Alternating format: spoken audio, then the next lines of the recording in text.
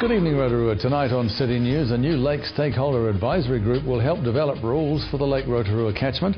Department of Conservation Community Relations Ranger says he's supporting the Rotorua Bike Festival, and it's a big race day tomorrow at Te Arawa Park.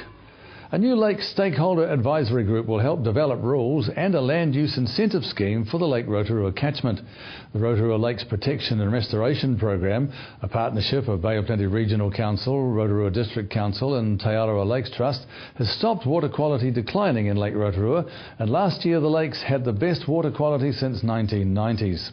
Regional Council spokesman Warwick Murray says this had mostly been achieved through in-lake interventions and favourable climate conditions. He says the results are great to see, but the way land is used in the catchment needs to change if we're going to achieve long-term sustainable water quality gains. Department of Conservation Community Relations Ranger Rob Griffith says he supports the Rotorua Bike Festival planned for February next year.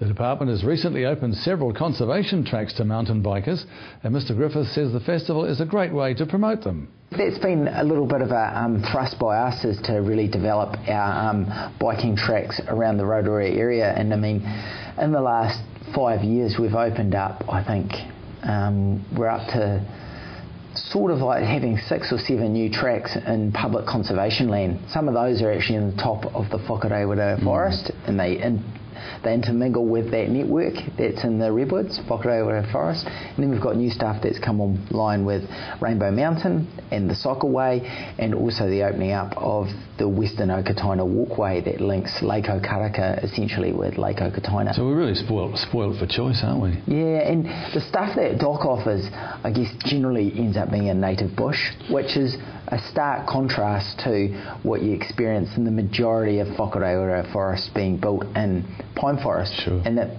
distinctively a different feel to the riding on the stuff in DOC land. The Rotorua Nongataha Railway Trust is holding an official reinstatement of the railway park in Nongataha this Labour weekend. Organiser Angela Tamata says the Trust will be running a series of events and activities from tomorrow for the local community, including train rides, raffles, competitions and lots more. She says the official reinstatement of the park and the community yard sale would take place on Sunday. For more information on the event, you can email events@rotoruarail, that's one word, events@rotoruarail.co.nz. And in sport tonight, Rotorua's big racing day is on tomorrow at Te Arawa Park. Up for grabs is the Rotorua Plate, along with prizes for punters and, of course, the Fashion in the Fields competition. Track Promotions manager Don Patterson says it's a big race meeting that launches the start of the Spring Carnival. He says along with the adult entertainment will be activities for the kiddies too. Well, you've got, a whole lot of locals, of course. This is a nice 3-day weekend. They're looking for entertainment options. This is absolutely free to come along to the races. We have free children's entertainment for them, lots of different things to do. We've got live music in between the races for the adults who like to sit out on the lawn. We'll have our garden bar set up there. People bring their gazebo, set up in the sun, and guess what? It's absolutely free to get in. Hospice Rotorua is also involved in tomorrow's Plate Day, holding a Hooves for Hospice event.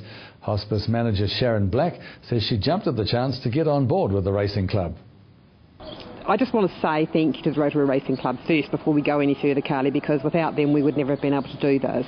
Hospice is such a fantastic cause, and I've known Don in a past life for many years, so we go back a long way, and I was just so touched when he approached us to say here's a fantastic idea and concept for us to be able to raise some money for the charity of their choice, or one of their choices, and all that money stays in this community to look after those patients who have the choice to either die in their own home or a place of their choice.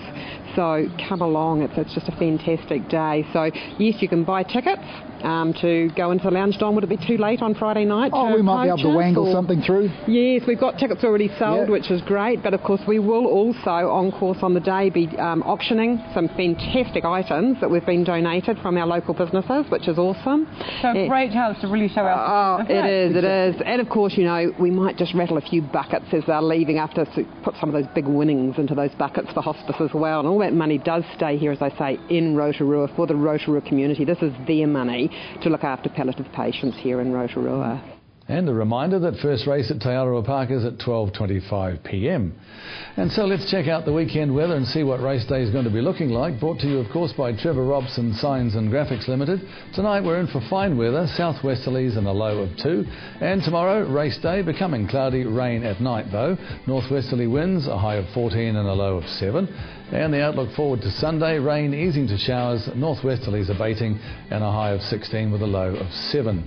To the marine forecast for Saturday, easing to westerlies 10 knots in the morning, rising to northwesterlies 20 knots at night, fine weather and late cloud. And don't forget to check out our program listings and upcoming events in our great city. You can go to tvrotorua.co.nz. And coming up after the break, Carly Jackson talks with Crispy and Stewart about new initiatives in junior cricket. We're at the Miggs Gym to meet a couple of the top coaches, and I talked to Bay of Plenty Sports' Melanie Short.